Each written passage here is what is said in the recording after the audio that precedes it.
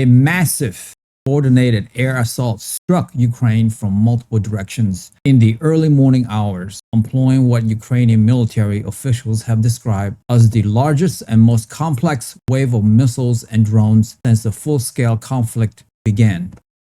The attack, which utilized a devastating combinations of hypersonic missiles, cruise missiles, and swarms of attack drones, targeted critical energy infrastructure and civilian areas in cities across the country, from the capital Kyiv in the north to Lviv in the west and Odesa in the south. The sheer volume of the projectiles appeared to be a deliberate Russian strategy to overwhelm and saturate Ukraine's air defense network, which has been increasingly strained by a long and brutal war of attrition. The first alerts sounded across Ukraine shortly after 2 a.m. local time. Explosions were soon reported in Kyiv, where the city's military administration confirmed its air defense systems were actively engaged in repelling the attack. Residents in the capital were awakened by the thunderous roar of anti-aircraft munitions and the subsequent impact of projectiles that managed to penetrate the defensive shields. Similar reports quickly emerged from Kharkiv, a city near the Russian border that has endured relentless bombardment. In the port city of Odesa, a critical hub for grain exports, strikes reportedly targeted port infrastructures and nearby energy facilities. Perhaps most significantly, the western city of Lviv, located far from the primary front line and closer to the Polish border, was also subjected to a heavy barrage. The targeting of Lviv is often interpreted by military analysts as a signal from Moscow that no part of Ukraine is beyond its reach. Ukrainian Air Force spokespeople provided preliminary details about the composition of the attack. They reported the launch of dozens of Iranian-designed Shahed 136 drones, often used in large numbers to map out and deplete air defense ammunition. These were followed by waves of Caliber sea-launched cruise missiles from Russia's Black Sea Fleet, as well as Kh-101 and Kh-555 air-launched cruise missiles fired from strategic bomber aircraft operating deep within Russian airspace. Most concerning for Ukrainian defenders were the confirmed use of Iskander ballistic missiles and several Kinzhal hypersonic missiles. The Kinzhal, which travels at many times the speed of sound and follows an unpredictable flight path, presents a particularly difficult challenge for even the most advanced Western-supplied air defense systems, such as the Patriot. The primary objective of the widespread assault appeared to be the systematic destruction of Ukrainians' energy grid. Ukrainian energy operator Ukrenergo reported massive damage to its facilities. Strikes were confirmed on at least 3 major thermal power plants, which are essentials for generating electricity for millions of homes and businesses. Numerous electrical substations, which are crucial for distributing power across the national grid, were also hit. This has resulted in emergency blackouts being implemented in several regions, including Kyiv, Kharkiv, Lviv, Dnipro, and Sumy. Repair crews were dispatched immediately, but officials warned that the scale of the damage is severe and that restoring full power could take a considerable amount of time. The attack raised grave concerns about Ukraine's ability to maintain stable power and hitting as the country looks ahead to the colder months of autumn and winter. While infrastructure was the main target, the human cost was immediate and tragic. In Kyiv, the mayor reported that missile debris fell on a residential apartment building in the Solomomyansky district, igniting a major fire that engulfed several floors. Emergency services worked for hours to extinguish the blaze and rescue trapped residents. In Kharkiv, a missile struck near a busy market area, shattering windows and causing casualties among early morning workers. Ukrainian President Vladimir Zelensky released a statement condemning the attack as an act of terror against civilians. He praised the work of the country's air defense soldiers, who he claimed managed to intercept a majority of the drones and a significant portion of the cruise missiles. However, he stressed that the attack highlights Ukraine's urgent and ongoing need for more air defense systems and interceptors missiles from its international partners to protect its cities and its people. He argued that a sky shield for Ukraine is not a luxury but a fundamental necessity for survival. The attack prompted a swift response from the United States. In Washington, Secretary of State Marco Rubio issued a forceful condemnation of Russia's action. In a statement released by the State Department, Secretary Rubio called the targeting of civilian infrastructure barbaric and unjustifiable, and a clear violation of international law. He stated that the United States stand firmly with the people of Ukraine in the face of these brutal aggressions. His statement emphasized that Russia's attempt to break the will of the Ukrainian people through such tactic would ultimately fail. He added that the Trump administration is closely monitoring the situation and is in direct communication with Ukrainian officials and key European allies to assess the damage and coordinate a response. The Department of Defense also commented on the escalation. Secretary of Defense Peter Hegseth, speaking to reporters at the Pentagon, described the attack as a sobering demonstration of Russia's continued offensive capabilities. He acknowledged the tactical challenge posed by such a large combined arms aerial assault and praised the skill and bravery of Ukrainian air defenders. Secretary Hegseth reaffirmed America's commitment to supporting Ukraine's ability to defend its sovereign territory. He noticed that his department would be evaluating the effectiveness of the weapon system involved on both sides to inform future security assistance packages. The White House confirmed that President Donald Trump had been briefed on the overnight attack by his national security team, which includes Director of National Intelligence Tulsi Gabbard and CIA Director John Ratcliffe. A spokesperson indicated that the president is consulting with his cabinet and will be speaking with allied leaders in the coming days. Military analysts suggest this massive strike serve several strategic purposes for Moscow. First, it is a powerful retaliation for recent Ukrainian successes, including reporting drone strikes on military targets inside Russia. Second, it is a demonstration of force intended to show both Ukraine and its Western backers that Russia retains the capacity to inflict immense damage across the entire countries. Despite the heavy tolls the war has taken on its military. Third, and most critically, it continues the Kremlin's long-term strategy of crippling Ukraine's economy and making life for civilians untenable, hoping to generate internal pressure on the government in Kyiv to seek a settlement on Russia's terms by systematically degrading the energy system. Russia aims to create a humanitarian crisis that Ukraine and its partners will struggle to manage, thereby increasing the cost of continued resistance. The attack puts renewed and intense pressure on the United States and European nations to decide on the next level of military support for Ukraine, especially regarding the expensive and scarce high-end air defense systems needed to counter such overwhelming assault. In the hours following the unprecedented Russian aerial bombardment of Ukraine, the focus of the crisis shifted dramatically from the battlefield of Eastern Europe to the corridors of power in Washington, D.C. As preliminary intelligence report on the effectiveness of Ukraine's air defense reached the White House, President Donald Trump reportedly expressed extreme frustration over the performance of the American-supplied Patriot missile systems. According to senior administration officials familiar with the president's reaction, a classified morning brief revealed that while the Patriot system had performed well against cruise missiles and drones, their estimated success rate against Russia's advanced Kinzhal hypersonic missiles during the saturation attack was a mere 25%.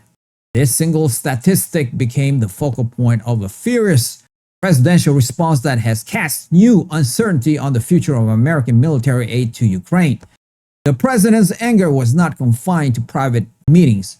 In an impromptu exchange with reporters on the south lawn of the White House before boarding Marine One, President Trump did not hold back his criticism. He questioned the cost, effectiveness and the overall value of providing such expensive military hardware if it could be so readily defeated.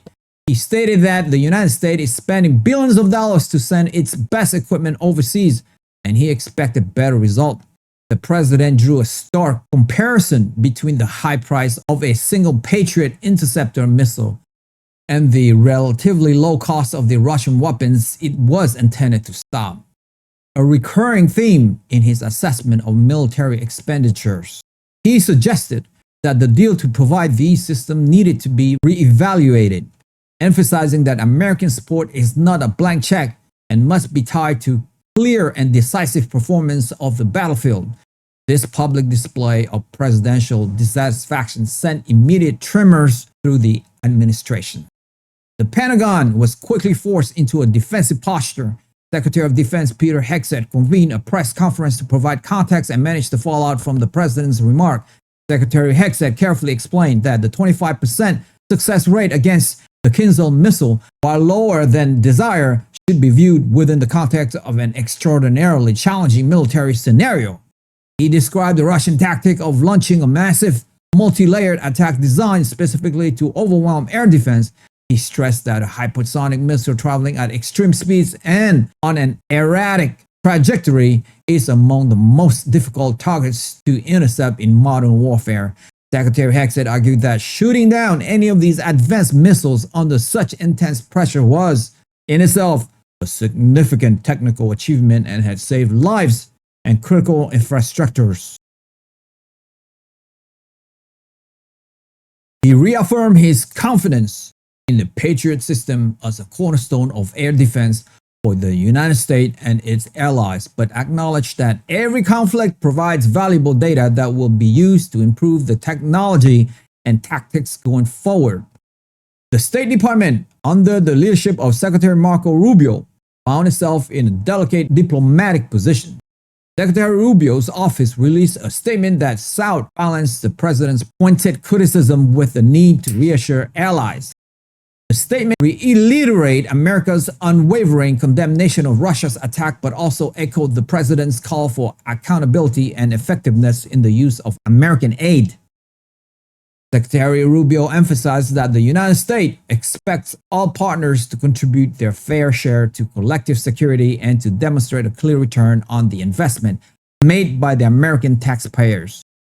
Behind the scene, diplomatic channels were buzzing as State Department officials worked to calm the nerve of European allies, particularly those in NATO who also operated Patriot missiles batteries and rely on them as a key component of their national defense. The president's public questioning of the system's capability against a primary Russian threat was seen as deeply unsettling in capital from Warsaw to Berlin. The economic implications of the president's stance were also immediately apparent. President Trump reportedly tasked Secretary of the Treasury Scott Bessent and United States Trade Representative Jameson Greer with conducting a comprehensive review of the financial and strategic costs of the entire Ukraine security assistance package. This review, an official said, is intended to tie all future aid disbursement to specific, measurable performance metrics. The message being sent was clear. The administration is moving toward a more transactional approach to foreign aid, where support is contingent on tangible results rather than open-ended strategic commitments.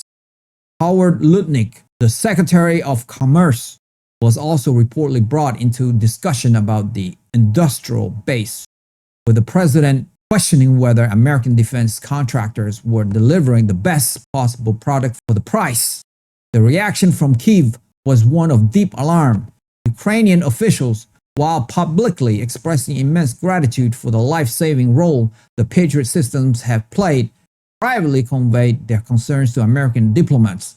They argued that the system have successfully intercepted hundreds of Russian missiles and drones throughout the war, and that focusing on the difficulty of hitting a hypersonic weapon during a record-setting attack misses the larger picture of their overall effectiveness. A senior advisor to the Ukrainian president made a public plea, stating that the solution to Russia's hypersonic threat is not to question the existing defenses, but to provide more of them. along with other advanced systems, to create a layered and more resilient air defense network. They fear that President Trump's comments could be used by political factions in the United States who advocate for reducing or ending support for Ukraine, potentially crippling their war efforts at a critical moment. For Ukraine, the debate in Washington is not a matter of budget lines and performance statistics, but of life and death. The president's frustration has opened a new political front in their struggle for survival, one that may prove as challenging as the military front they face against Russia. The international crisis deepened significantly as Moscow broke its official silence on the massive aerial assault against Ukraine. In a televised address from the Kremlin, Russian President Vladimir Putin claimed the operation was a resounding success, stating that all designated targets were hit. He characterized the strike not as an act of aggression, but as a necessary demilitarization measure, a response to what he described as continued terrorist attacks by Kyiv on Russian territory. Putin went a step further, specifically mocking the performance of Western-supplied air defense systems. He asserted that the vaunted American Patriot system had proven ineffective against Russia's advanced weaponry, and that the strike demonstrated the clear technological superiority of the Russian military. He concluded his remarks with a thinly veiled warning to Washington, advising the Trump administration to reconsider its unconditional support for the corrupt Kyiv regime, which he claimed was only prolonging the conflict and risking a wider war. The response from the White House was swift, direct, and delivered with President Donald Trump's characteristic bluntness. Speaking to the press corps during a hastily arranged appearance in the Oval Office, the president forcefully rejected Putin's entire narrative, holding a printout of news wire reports on Putin's speech. President Trump dismissed the Russian leader's claim as total BS and the kind of garbage that you expect to hear from him. The president stated that Putin was putting on a show for his own people because his military was failing. He pivoted away from the specific issues of the Patriot missiles' performance against hypersonics. Instead, focusing on the broader strategic picture, he pointed to the immense economic costs of the war for Russia and the high number of casualties its forces have sustained. The president argued that Russia resorting to firing expensive missiles at civilian infrastructure was not a sign of strength, but a sign of desperation from a leader who knows he cannot win on the conventional battlefield. President Trump framed the confrontation in personal terms, suggesting that Putin's message was aimed directly at him and that the Russian president was attempting to play mind games. He asserted that, unlike previous administrations, his was not one to be intimidated or fooled by empty threats and propaganda. He added that he knows exactly what Putin is doing and it is not going to work. The president then issued his own warning, stating that if Russia continues to target civilian areas in this manner, his administration would be forced to respond in ways that Moscow would find very unpleasant. He did not elaborate on what those responses might entail, leaving the threat deliberately ambiguous but unmistakable in its intent. The formal administrative response followed the president's lead, albeit in more measured, diplomatic language. Statement from the Office of Secretary of State Marco Rubio accused the Kremlin of engaging in a campaign of gross disinformation to distract from its war crime. Secretary Rubio's statement asserted that Russia's narrative was an attempt to justify the unjustifiable and that the international community would not be swayed by such falsehood. It called on nations around the world to condemn Russia's actions and its subsequent attempt to warp reality. The intelligence community also weighed in to counter Moscow claims. The Office of the Director of National Intelligence, Tulsi Gabbard, released a declassified assessment that directly contradicted Putin's assertion. The DNI report stated that while the Russian strike was significant and damaging, analysts showed that Russian claims of destroying multiple Patriot launch systems were verifiably false. The report suggested that Russia's intelligence on the location of these mobile systems was poor and that their targeting was largely inaccurate.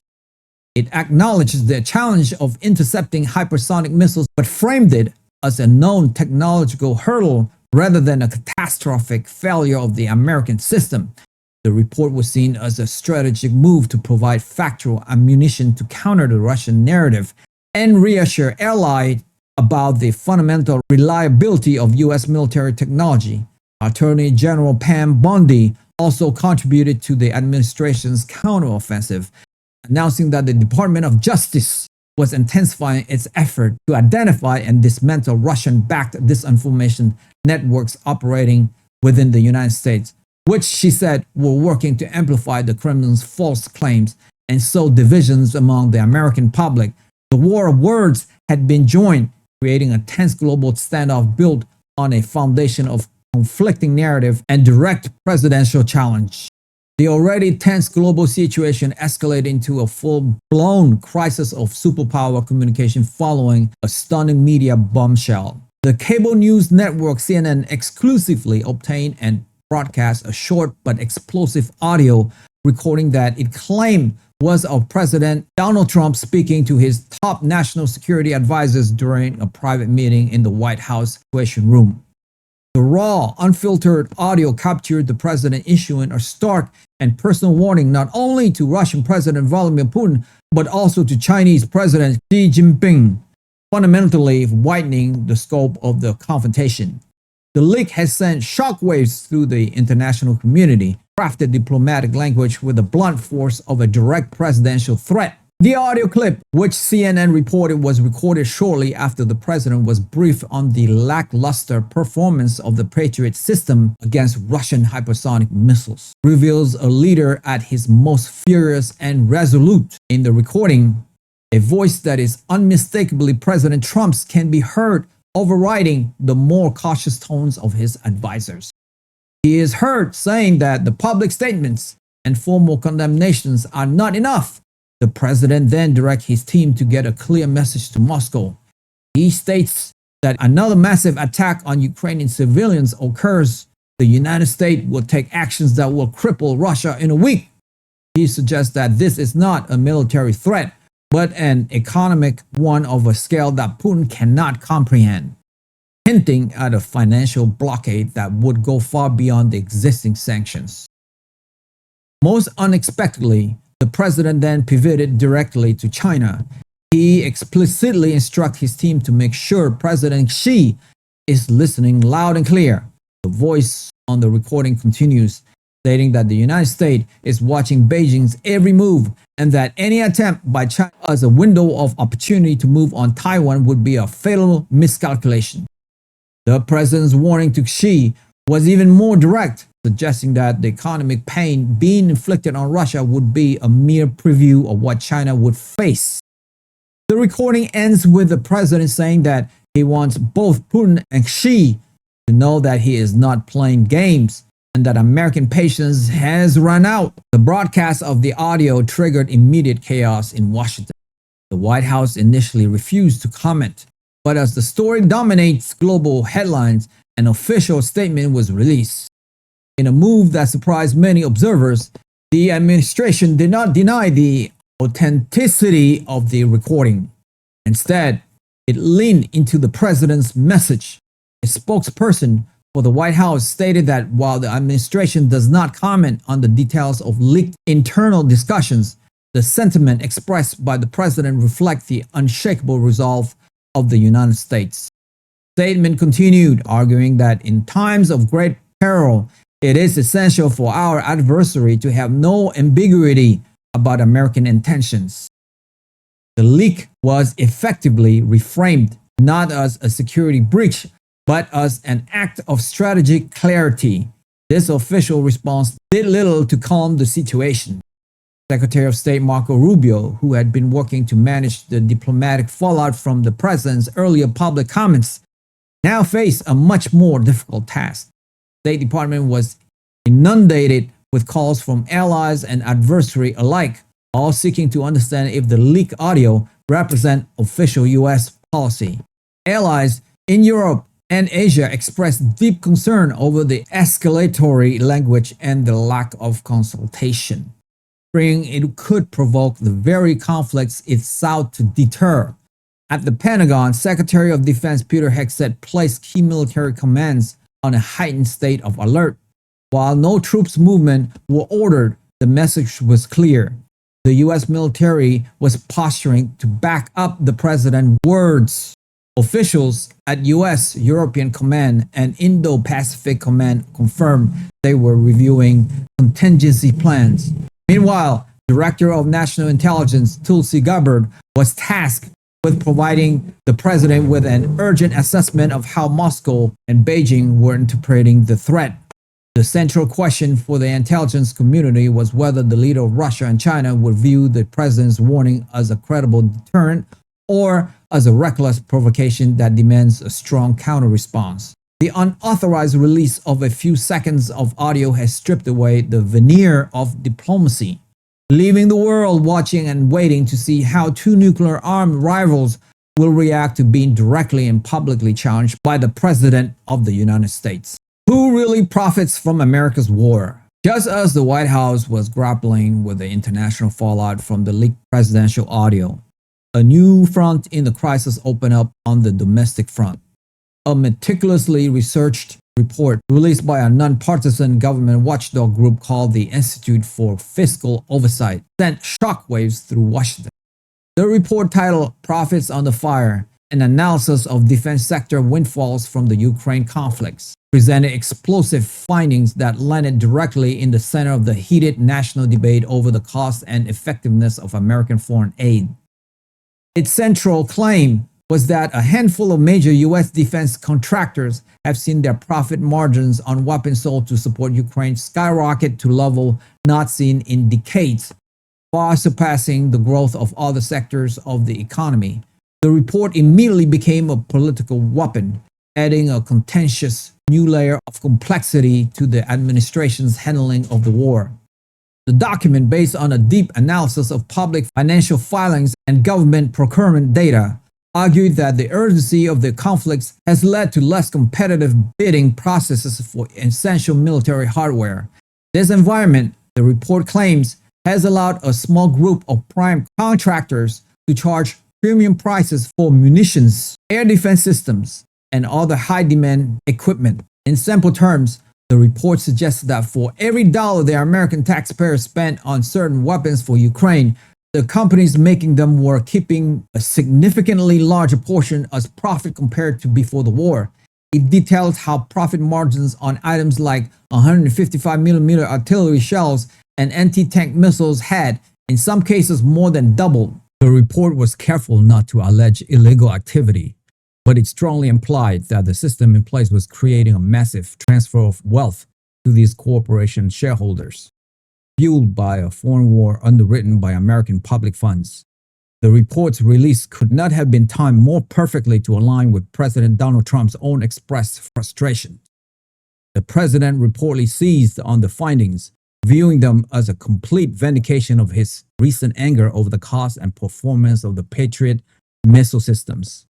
According to a senior aide, the president saw the report as proof of what he has long suspected, that the military-industrial complex was enriching itself at the expense of the American people and failing to deliver superior results. However, they drew a firm and unmistakable red line on the issue of direct military intervention. The French minister stated that the primary goals must be to prevent a catastrophic continent-wide war, and that sending NATO soldiers into a combat role in Ukraine would cross a threshold from which there would be no return.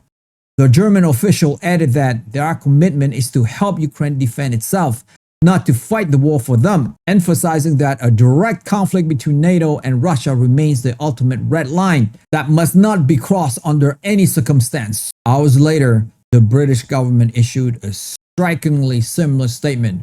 The UK's Foreign Secretary, speaking to Parliament in London, announced that while Britain's support for Ukraine's sovereignty is non-negotiable, the government has no plans to deploy British forces in a combat capacity.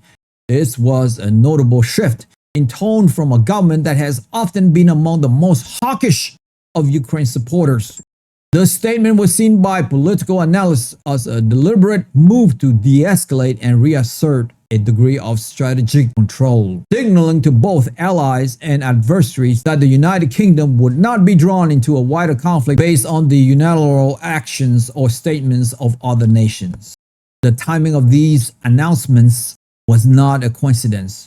European diplomats, speaking on the condition of anonymity, confirmed that the primary catalyst was the leaked audio of President Trump's private warning to Putin and Xi. While allies publicly support the needs to deter Russian aggressions, they were reportedly deeply alarmed by the president's personal and escalatory language, which was delivered without any prior consultation. European leaders fear being dragged into a superpower confrontation sparked by what they see as dangerously volatile rhetoric. They felt compelled to publicly clarify the limits of their own commitments to avoid any miscalculation by Russia that an attack on Ukraine could automatically trigger a full-scale response from all NATO members. The reaction from the Trump administration was carefully managed. Secretary of State Marco Rubio, tasked with projecting an image of alliance unity, issued a statement that sought to downplay any sense of division. Secretary Rubio noted that the United States has never asked and is not asking our allies to send their sons and daughters to fight in Ukraine. He framed the European position as being perfectly aligned with the US strategy, which he defined as providing the Ukrainian people with the tools they need to secure their own victory. However, behind this diplomatic veneer, sources within the administration indicated that President Trump was privately displeased, viewing the European pullback as a sign of weakness and another example of allies failing to carry their share of their security burden at a critical moment. For Ukraine, the news from its European partners was received with profound disappointment and dismay. A senior official in the Ukrainian presidential office stated that while they are grateful for all the weapons and financial aid, the war is fundamentally about the security of the entire European continent. They argue that clarifying red lines at this moment only serves to embolden Moscow, sending a signal to the Kremlin that it can continue its brutal assault without fear of a more direct response from the West.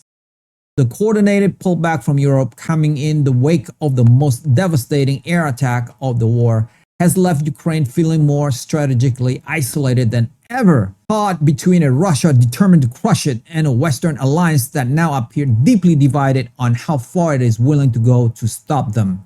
Putin declares full control over Lugansk.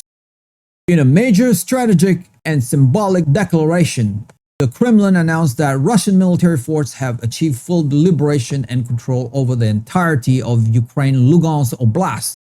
The announcement, delivered first by the Russian Ministry of Defense and then reinforced by a televised statement from President Vladimir Putin, marked the potential fulfillment of one of Moscow's core and longest-standing war aims.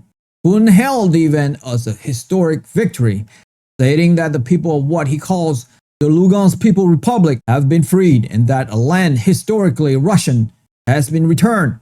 The declaration came after weeks of brutal, grinding warfare in the region, culminating in the capture of the last few heavy fortified Ukrainian towns that had been holding out against immense Russian pressure. According to the Russian Ministry of Defense, the final phase of the operation involved a massive artillery bombardment, followed by a multi-pronged armored assault that overwhelmed the remaining Ukrainian defenders.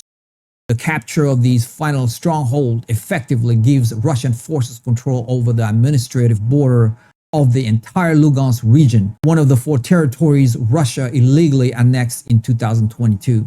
The victory announcement was accompanied by state media broadcasts showing Russian flags being raised over administrative buildings in newly captured town, a powerful piece of propaganda aimed at both domestic and international audiences. For Putin, this claim of victory served as a tangible result of his special military operation, presented as undeniable proof that Russia's strategy is succeeding despite significant cost. Ukraine immediately and fiercely contests the Russian claims. The Ukrainian General Staff issued a statement asserting that while their forces had conducted a strategic withdrawal from certain positions to preserve the lives of their soldiers and establish more defensible lines, pockets of intense fighting were still ongoing. Spokesperson for the Ukrainian military's Eastern Command described the Russian declaration as premature propaganda and vowed that Ukrainian forces would continue to fight for every meter of their land. Officials in Kyiv framed the withdrawal not as a defeat, but as a calculated military decision to avoid encirclement and regroup for future counteroffensive. They emphasized the devastating losses inflicted on the attacking Russian forces, arguing that any ground Russia gained in Lugansk was paid for with an enormous amount of blood and equipment. The news of Russia's claimed victory landed in a volatile Washington, forcing a quick response from the Trump administration. President Donald Trump, when asked about Putin's declaration, dismissed it with contempt. He stated that Putin can claim whatever he wants, but that the world knows Russia has spent over a year and sacrificed tens of thousands of its soldiers to capture a completely destroyed and worthless piece of land. The president framed the development in economic terms, arguing that Russia had bankrupted itself to win a Pyrrhic victory and that its control over the rubble of Lugansk would be temporary. He added that it doesn't change his administration's positions one bit. The Pentagon offered a more measured and technical assessment. Secretary of Defense Peter Hegseth, in a press briefing, acknowledged that Russian forces now control the vast majority of Lugansk Oblast. However, he stopped short of confirming full control, noting that the term is misleading in a flood combat zone where resistance can continue. Secretary Hegseth stressed that the Russian advance came at an extraordinarily high cost and that the Ukrainian military's tactical withdrawal had been conducted in a relatively orderly fashion, preventing a catastrophic collapse of the front line. He suggested that Russia's offensive capability in the area may be exhausted for now, potentially creating an opportunity for Ukrainian forces to exploit in the future. Secretary of State Marco Rubio focused on the legal and diplomatic implications. In a formal statement, he reiterated that the United States does not and will not ever recognize Russia's claim to Lugansk or any other sovereign Ukrainian territory. He called the declaration an empty political theater that violates the United Nations Charter and fundamental principle of international law. For analysts, Putin's timing is significant. By declaring a major victory on the ground just as the Western alliance shows signs of division and Europe explicitly rules out sending troops, the Kremlin is projecting an image of strength and momentum. It sends a message that while the West debates and hesitates, Russia continues to achieve its objective on the battlefield, putting immense pressure on President Trump to formulate a decisive American response. In a carefully staged television address from the Kremlin, Russian President Vladimir Putin responded to the week's escalating threats from Washington with an air of deliberate calm and calculated dismissiveness. The address, broadcast nationwide on Russian state televisions, was a masterclass in political stagecraft, designed to project an image of a leader completely unfazed by the increasingly personal and aggressive rhetorics from the White House.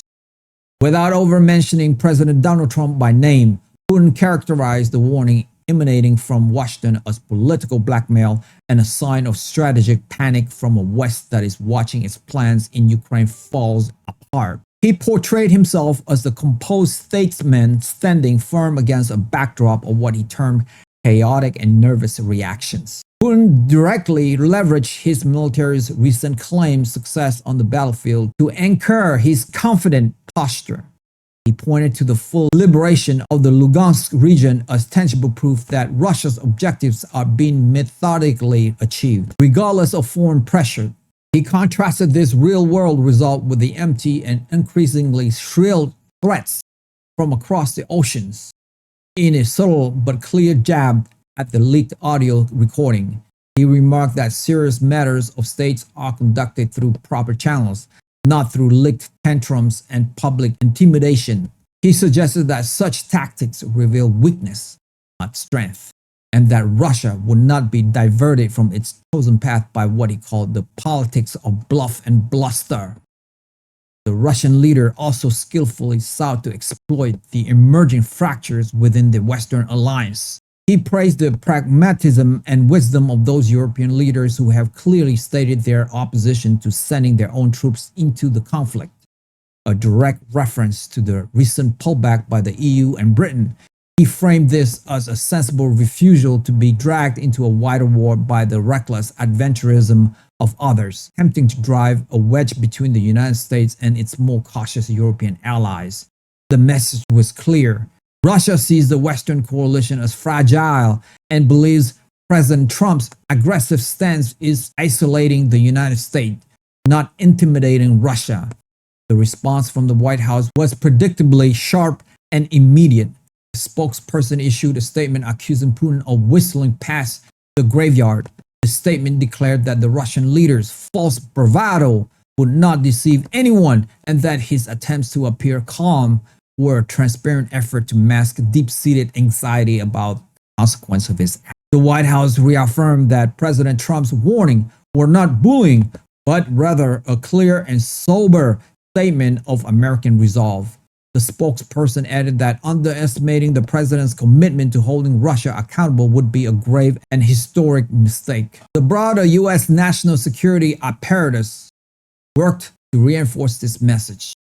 Secretary of State Marco Rubio's office condemned Putin's address as another cynical attempt to normalize his brutal war of aggression and deflects from Russia's mounting war crimes. The intelligence community, under Director of National Intelligence Tulsi Gabbard, was reportedly analyzing Putin's speech for signs of genuine intent versus public posturing. The initial assessment, according to an administration official, was that while Putin's performance was aimed at reassuring his domestic audience and nervous allies, the Kremlin is taking President Trump's threats of catastrophic economic action very seriously behind the scenes. The global standoff has now settled into a tense war of nerves, with both leaders projecting absolute confidence while the world watched to see which one, if either, will blink first. Many of my listeners, like 70%, haven't subscribed to my YouTube channel. And so many of you don't even know that you haven't subscribed. That is actually what makes the show going. It's almost like you're making a donation to the show. So that's why I ask again and again, because it enables us to grow and grow and grow. And we're going for the long haul here. And listen, if this is your first time listening to Sokhain Rich, you don't have to subscribe. You guys, your first one's on me. But if you have watched this show before, it's like you are a freeloader now. So all I would ask you is, if you have seen this show before and you like it, help me, help my team here. Hit the subscribe button and we will continue to build this show for you. That, I swear, thank you to all of you guys who have subscribed. It means a lot to me. Thank you so much. That's all for me for today. I will see you soon. Bye for now.